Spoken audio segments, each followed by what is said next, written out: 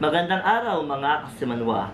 Ako si Patrick Familara at welcome sa Buhayin ang Baybayin. Sa araw na ito ay ating pag-aaralan kung paano ginagamit ang baybayin sa pagsulat ng mga salitang Tagalog.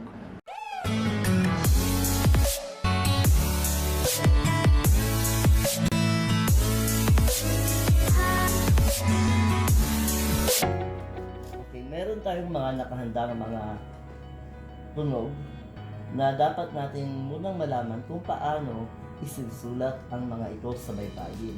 Ang una ay ang ba. Dahil ang bawat karakter ng baybayin ay nagsisimula sa tunog na a, ang ba ay sulat natin kung paano isinasulat ang ba sa baybayin. Paano naman pag magiging tunog ng b o b? Ito ay magkakaroon ng tuldok sa taas o guhit. Para sa video na ito, gagamit tayo ng guhit. Pag bo naman, sa ilalim, parehas ng bu. Paano naman pagtatanggalin ang tunog ng patinig? Ito ay lalagyan ng krus sa ilalim.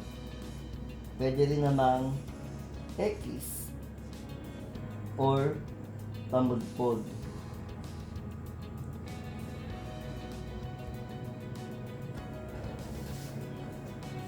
Ngayon naman, subukan natin isulat ang mga salita na nakahanda sa ating papel. Ang una ay ang alimango. A, li, ma, ngo. Ang sunod naman ay ang kalamansi.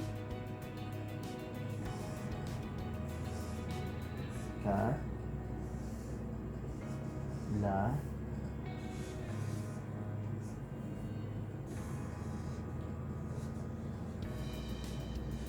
man,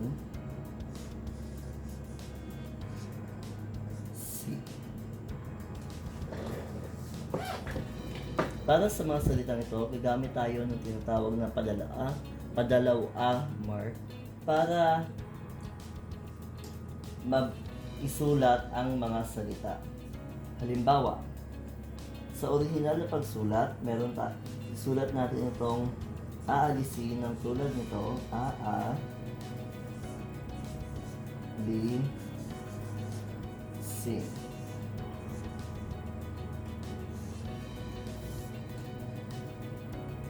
Sa paggamit ng padalaw-a mark, isulat mo lang ang isang karakter ng patinig, lalagyan mo ng dalawang tuldok dito sa gilid. Ito po ang padalaw-a mark at magpapatuloy na sa pagsulat ng mga salita.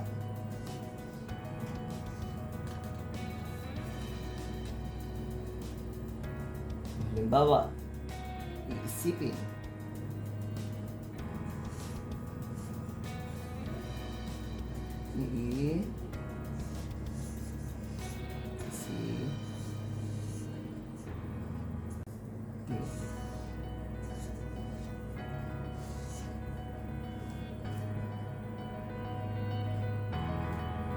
Ito ay ang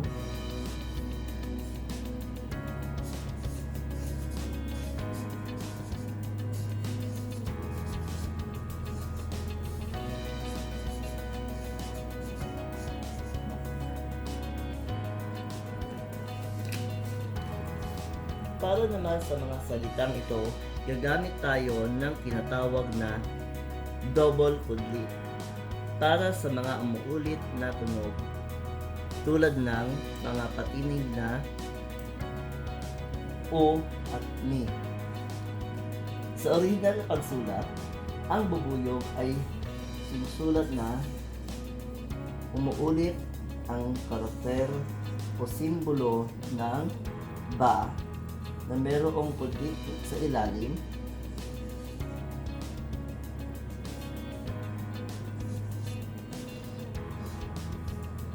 Sa double kudlit, isang karakter lang ang sulat at dalawa ang kudlit na ilalagay sa ilalim para mag-represent ng U na tunog. Bubong.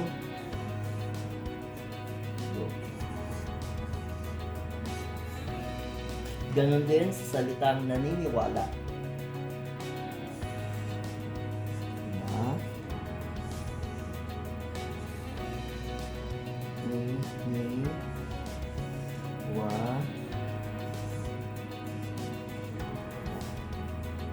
Naniniwala. At para sa last na set ng ating mga salita, nagamit tayo ng tinatawag na pahantig mark. O kung ang para sa ating huling mga salita tulad ng mom at bob, gagamit tayo ng pahantig na mga marka o pahantig mark.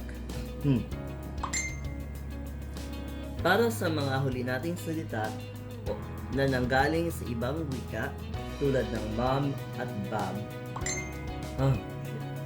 Para sa mga huli nating mga salita na nagmula sa mga hiram na salita, para sa huli nating mga salita tulad ng mom, ng ma'am at bob, gagamit tayo ng pahantig mark kung saan umuulit ang patinig pagkatapos ng patinig. Halimbawa, ma'am.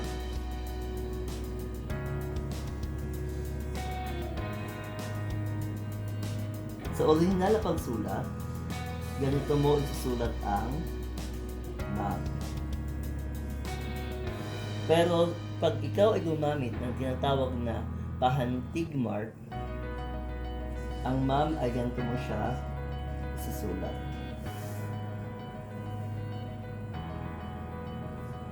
Ganon din ang bob.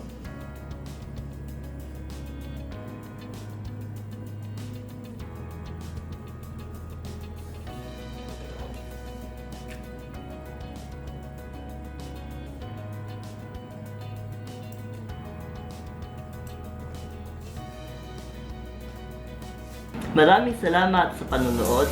Muli ako po si Patrick Pamilara at ito ang Buhayin ang Baybayin. Laging tandaan na mas angat, may alam. Maraming salamat po.